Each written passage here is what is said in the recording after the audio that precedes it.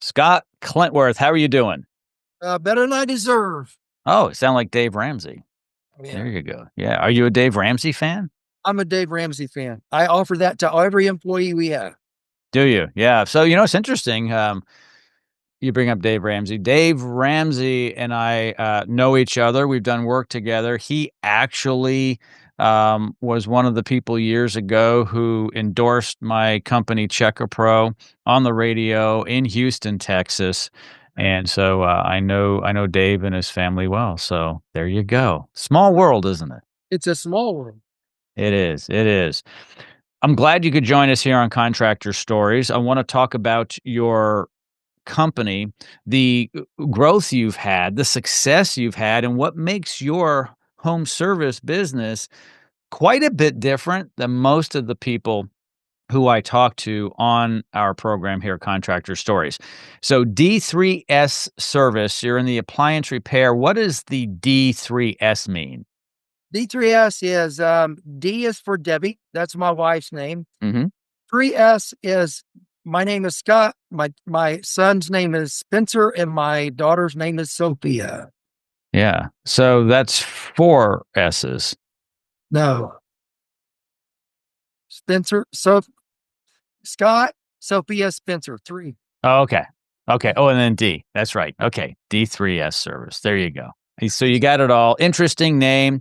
Do you ever have people say, "Hey, what's the genesis? What does that mean? How does it relate to appliance repair?" We do all the time. It's a name my wife came up with, and that question comes up often. Hmm. Yeah, and it's unique.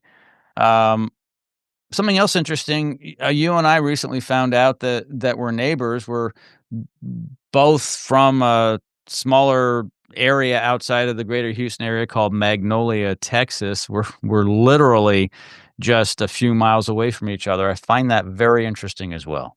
Yeah. Me, honestly, you could probably be considered my neighbor because your house backs up to our subdivision. Mm, So it's I would bet if you were a bird, you could get there in probably 5 minutes. absolutely. That's right. Well, if you see a golf ball and it hits your roof, it might be me chipping. It'd take a little further than that. I'd have to have quite the swing for that. You guys aren't just located in Texas. You have grown your business across the country. But before we talk about where you guys are and what you do, I want to talk about how you do it. Appliance repair. A lot of people think, okay, I'll just call Scott's company and he'll come out and fix my dishwasher. But right now, most of your business is warranty work and is coming from manufacturers. So you're not doing as much direct to consumer as you would like, but you're still in the home. So it's kind of like you have all these bosses who dispatch you, which means you don't have to spend as much time and money on marketing. You work on relationships with the manufacturers, anything warranty, if you will, but you are still in the home, which is very much the same as most of my clients at Checker Pro, who are electricians and plumbers and HVAC. The difference is their boss is directly the homeowner. Your boss dispatches you saying, "We have a customer that's having a problem with their washing machine or dishwasher. Would you go help them? And we'll pay you." Is that right? That's correct. That's correct. And it leaves open some opportunity there. I mean, our our our end goal there is to make a good impression and do a good job for the consumer while we're doing the warranty repair. That way, we can retain that customer after the warranty is up, and we can retain them for the life of their product. Yeah, it's something I'm very, very familiar with. As we had talked about offline, familiar with your industry. A lot of appliance repair companies are, dispatched not by the homeowner, but by the warranty company. So what happens, everybody, is Mr. and Mrs. Smith have a problem with their dishwasher. It's I don't know, Whirlpool, let's say. They contact the manufacturer or a warranty company saying, "Hey, we need to get this fixed. It's under warranty." Then they contact Scott's company. And then you go out. Now you have kind of another customer. But I understand you wanna spend more of your effort, Scott, going directly to the homeowner. Why is that? Well, because we can make a lot more money per call as a COD customer, going directly to the customer. Mhm. We're taking a hit on, doing warranty work. We're basically the way we actually make a profit is from the volume of calls that we do for the manufacturer versus, we I would say we discount it probably 20 to 30% by going through the manufacturer. Sure. So, you do over $10 million a year. If Yes, you were to switch that business model, if you could overnight, you'd be closer to 12 or $15 million business, is that right? that's correct. Yes. Yeah, but it's not that easy It's not. to just switch that. But I know what you're trying to do, and I've done this in business before as well, where I'm in a place, we're doing okay as a business, but it's not ideal. Right. And so we wanna go into a different direction, which means we don't wanna compromise this warranty business here today, but we wanna start working on this direct to consumer, we'll call it, right? We wanna Yeah, do that. yeah. And it's a gradual shift, but because you guys have such experience in the home, working with appliances, and I would imagine you have capital. If you're doing 10 million plus a year, you're not a startup, so you can afford to make investments on that side, right? Yes. Yes. Yeah, and I'm excited for you. So can you share any of the plans? Here we are in spring of 2025. Is this something you wanna start doing in 2025, or is it a 2026 initiative? Well, it's something that we've been working on for the last, I would say, 2 years. We've Mhm. tried to start making that shift and tried it.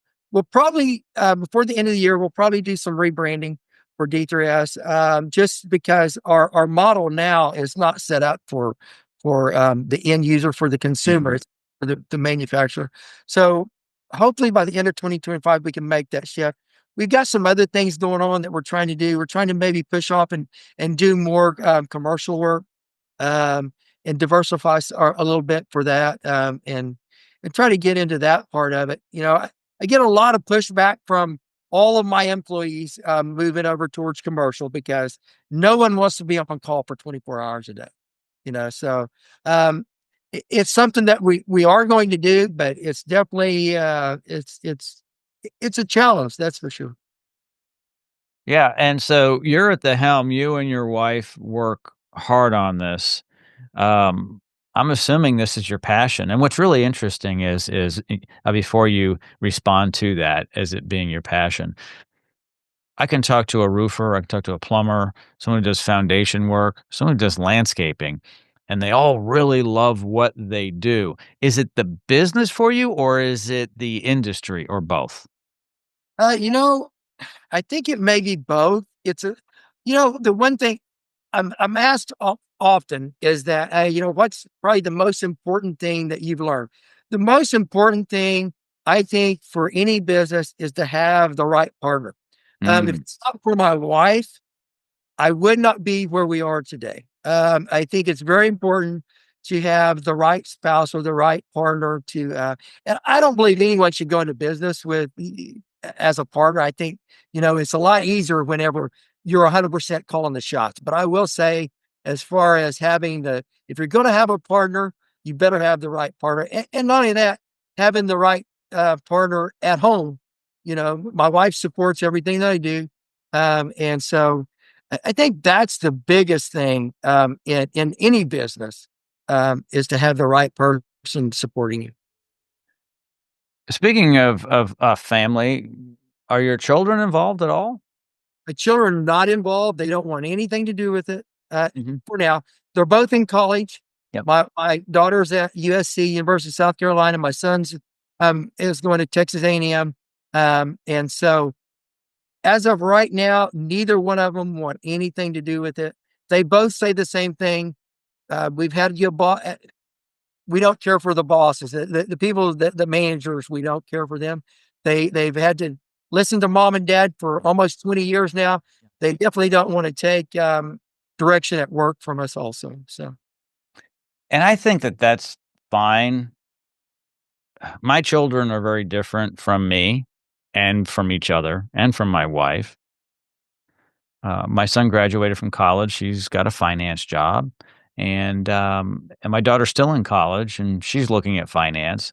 And I tell my kids, "Live your dream, not mine. Yeah, Do what you wanna do, and if yeah, you want me to help, by all means, give me a call, let's chat."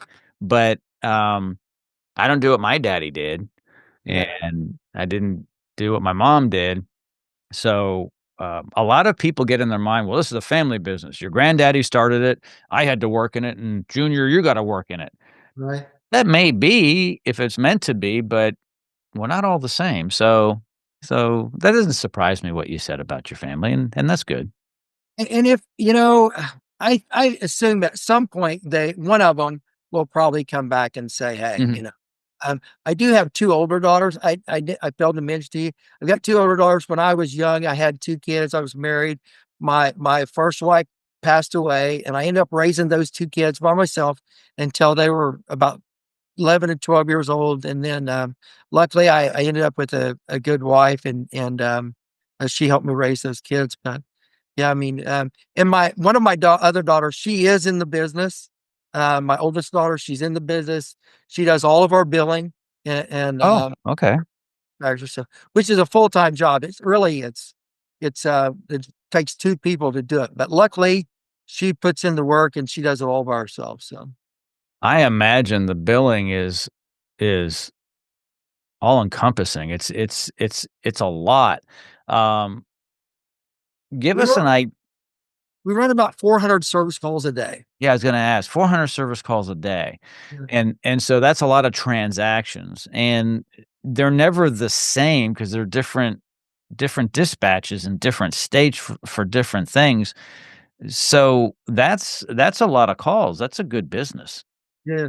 It's a lot of calls. It's a lot of customers. And unfortunately, not to get sidetracked here, but unfortunately, with any business, 400 customers a day, we're going to have 5 of those that go south on you, right? I mean, Mhm. Yeah. there's no, we're going to have a certain percentage is going to go bad.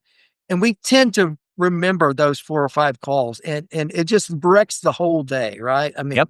we, we forget about the 395 customers that we took care of, did a great job for and everything.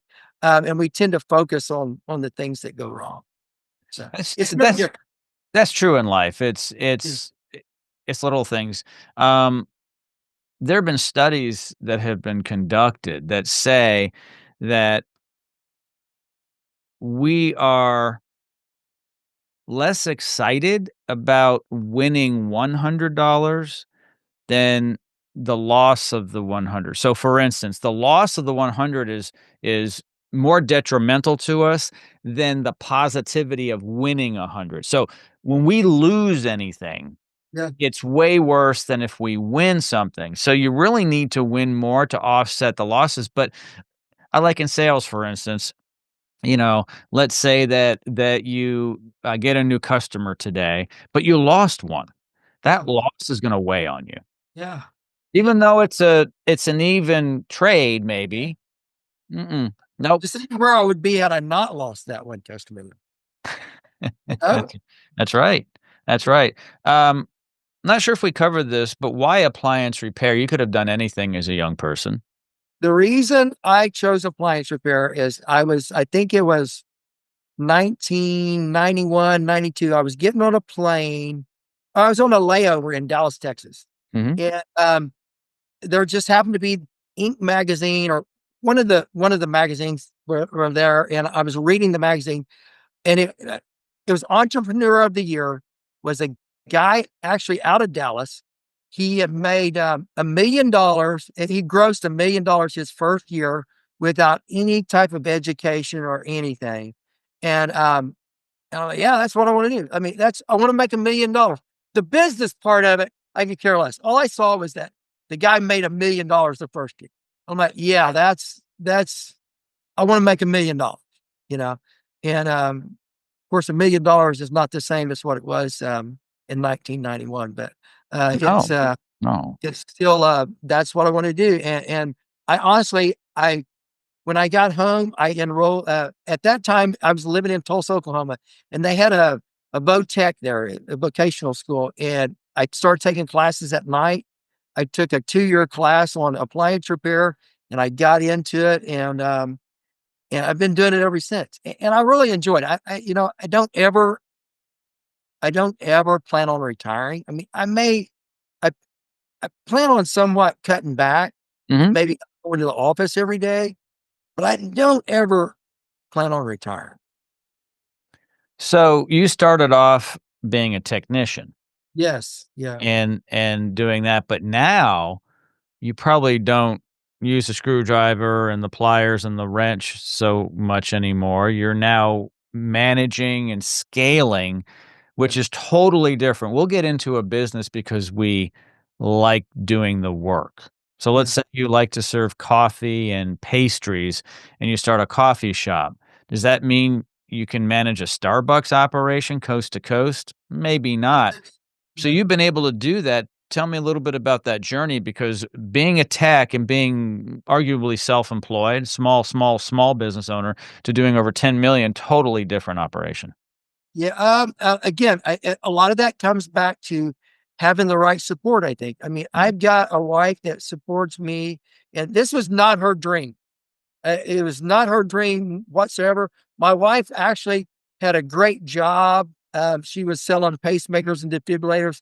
She was probably at the top 1% of sales jobs, right? I mean, we talked Right. about that earlier off camera, but as far as jobs go, sales jobs, you can't get a better job than selling pacemakers and defibrillators. I mean, that a lot of those the people that are in that do that, they make more than the cardiologists that are actually doing the implants and stuff on that stuff. So she had a great job, and she let that go to fulfill my dreams after we started growing. Because what was happening is I would when we moved to Houston, Texas, and when we moved to Houston, I was working, man, I was working 14, 15 hours a day. I would get up every morning, and you know how big Houston is. I mean, it's as far as land mass goes, it's the largest city in the United States. And I would get up every morning about 5 o'clock and I would drive around the whole city and just make a circle doing repairs all the way around the city. I would get home that night around 5, 6 o'clock. I would do all my paperwork, which is a ton to do, especially when you're doing more. I would do all that paperwork. I would finish up around midnight or so, and I would get up at 5 o'clock the next morning and I would do it again. And I did this until I finally hired my first technician. And after I hired that first technician, then we started rolling. My wife, after about 4 technicians, my wife got into the business and she started being a part of it. And I could have never scaled it, I don't think, without her. She's Mhm. definitely she is a definitely has a, the personality to drive people, that's for sure. It is so important to have a partner in your life, a wife, spouse, Yes. that at least the bare minimum backs you up. Yeah. So it's one thing if they back you up and they help propel you forward. But I'll tell you, when you have someone that detracts Yes. and you can't live your dream, there's a problem with that. I talk to people a lot who say, "Yeah, I was gonna quit my job and start my dream business, but I didn't." And I ask, "Why?" "Well, my wife wouldn't let me." That's what they say, "She wouldn't let me." Right. The problem with that, it's very tricky, is I know why she didn't let him. It's probably something to do with security. She probably thought the job that he has is more secure, but there's a resentment piece. If you don't let someone live their dream in business, they may resent you as the spouse forever. Yeah. And so it's really tricky. When I decided to leave the corporate world in 2003, I came home one day, true story, came home one day, young guy. I was living the American dream. We lived in a six-bedroom house, cul-de-sac, a swimming pool and a tennis court, and a BMW out front. We're young. We have a 2-year-old, and my wife is pregnant with our daughter. And so I come home one day after doing a lot of thinking and so forth, and I said, "I'd like to quit my perfectly good six-figure income corporate job." Now understand, she's holding our 2-year-old on her pregnant belly.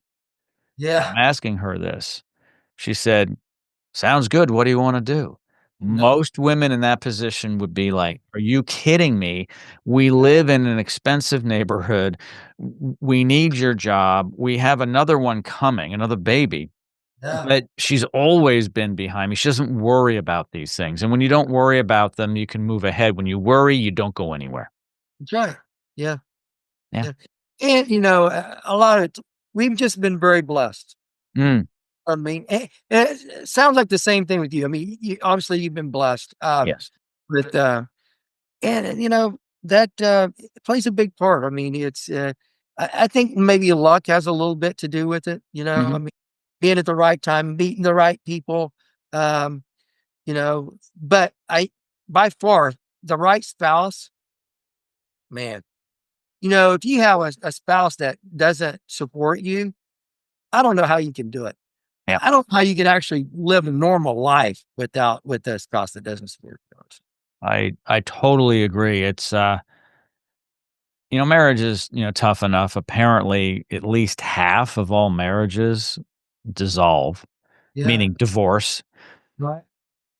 And I know a lot of people who are married who probably shouldn't be. So those are the ones who That's decided not to go through that divorce because they thought it'd be more painful to divorce than to not. But I don't know if that's accurate. And then you've got a very small percentage of together couples, well married, well, working well together. And you and I are both blessed because apparently we both have that. And that's the most important thing. I'll go off track a little bit, but when people ask someone like you, Scott, or me, what do you do? Tell me about your life. We often say, well, we're the CEO, we're the vice president, we're the manager of this, our career.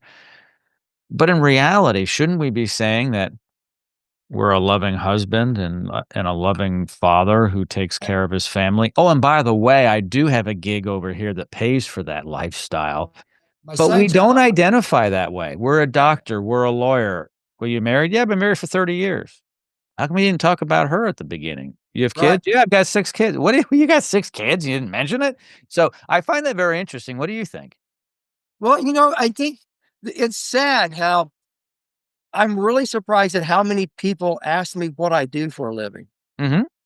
And when I was poor, I'm talking poor, poor. Like I had $17 a week to live off. This is before I was married. When I was a single dad raising my 2 kids by myself, I was so poor. No one ever asked me what I did for a living, you know? And all of a sudden, I have a good life now. And it just seems like every other person I run into, well, what do you do for a living? Well, what's it matter what I do for a living? Let me tell you about all this other stuff that I've succeeded at outside of my work environment or how I make a living. Yeah, it's interesting. A lot of people say, "Hey, Jim, why don't you expand your business more and do this and that?" And I'm like, "Well, I could, but I'm not going to sacrifice other things that are important to my time here on Earth in this form." Right. So, and what I mean by that is, Scott, I think a lot of people don't get things until they're 65, 75 years old and say, wish my kids spoke to me, but I didn't really spend a lot of time with them." Or, "I know I'm on my 5th wife, but it must be them, not me." Right. Right. And it's interesting because we want everything, right? We wanna have that career, which takes a tremendous amount of time, daily, weekly, monthly, annually. But we also have families, and so when we're young, we get married before we're gonna take over the world, right? And then we Yeah. have some kids as we're taking over the world, and then all of a sudden, I think a lot of people forget about their family and they're just taking over the world, and it can be attractive to go that way, but where did it start? And so I always have to go back. I'm like, "Okay, hold on. My wife, my kids, my health, my, physical and mental health." And then go push. And then they're like, "Whoa, whoa, hold on. I gotta reset a little bit. I gotta have that balance." And a lot of people say, and I want your opinion on this. A lot of people say to grow a successful business, you can't have balance. When you look at the Steve Jobs, the Bill Gates, the Elon Musks, the extremes, right? Those guys, they didn't have balance in their life. Do you have balance? I do not have balance. Oh, Just for instance, my youngest daughter, and it's terrible. And looking back now, I have some regrets. There's no doubt about it. Because my youngest daughter has complained most of her life about the amount of time that my wife and I both, because remember, my wife and I both are in the business. So we're both pretty much most of our time is spent in the business. And my daughter has complained about the amount of time that we spent with them. It's like she's complained that she feels she has felt neglected through her life because of the amount of time. My wife and I all the time, we'll tell her name is Debbie, but Debbie and I all tell all the time we talk about, okay, we're not going to talk about the business. It's Sunday night. We're at dinner. We're not going to talk about dinner tonight. And within 5 minutes, uh-huh. we're talking about the business. It's We can't, inevitable. we It's cannot get away from it. And hey, Jim, I was going to ask you, so do you think this next generation, Mhm. they are more about work-life balance? I mean, I'm Good. seeing with my newer employees, Yep. um, so because our when we grew up, it was like, hey, you're going to work if you can work 60 hours a week, that's great. You've got a great employer that allows you to work all this overtime and everything, right? You can make so much money. And Yeah. we grew up thinking that, hey, you've got to to be successful, you've got to work, work, work, work, work. You've got to make six figures. You got to work, work, work. You got to work hard, you know? This next generation is not like that. Nope, you're right. I'll tell you what I think, and this is gonna be offensive to many people. I think for the past 100 years, we've been off track. Now think about this. As humans, we've been around way longer than 100 years, Right? okay? We don't know what it was like 10, 20, 30, 50,000 years ago as humans. So every time I do something, I'm very intentional. Every time I put something in my mouth, every time I drink something, um, my sleep habits, when I go to sleep, when I wake up, and how long I'm sleeping, stress, exercise, those are paramount. Those are things we've always done. We need sleep. We need proper nutrition. We need exercise and all that stuff. So we've thrown all that out in the past 100 plus years. It's all about work, building these empires, making America great and, all the industry and, across all of the major nations, the first world. But when you go to third world countries like Jamaica, for better or for worse, Yeah. they're a little more laid back. In Mexico in general, depending upon where you go, they're more laid back. I've been to Haiti. Some of the happiest people I've seen are Haitians. I Yeah. remember going there and seeing these Haitians fishing in a boat that you and I would never get in, a small little boat, looked like it was gonna sink, but there were no holes, and it was ugly, and they were fishing with nets in their hands, and they were pulling up crabs and fish and so forth, and we went by them in this modern, tourist type boat. We were on this excursion, and we were going by, and they smiled at us, and every other tooth at least was missing, Right. Right. but they weren't gonna be foreclosed on. Right. Your dishwasher didn't break that day, right? They didn't get into a car accident. They're not worrying about saving in a 529 for their kid. Now, this seems like silly, but we are so caught up in our lifestyle that are we really living life the way we were designed? And I don't think there's an argument. There's no way. Everything we do today has been made by man very recently. Yeah.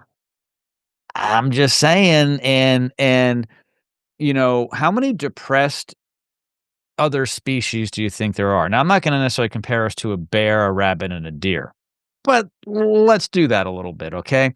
How many deer do you think are depressed? How Right. many kill themselves? Yeah. Right. Suicide rate's high, and why is it higher today than it was 30, 40, 50 years ago?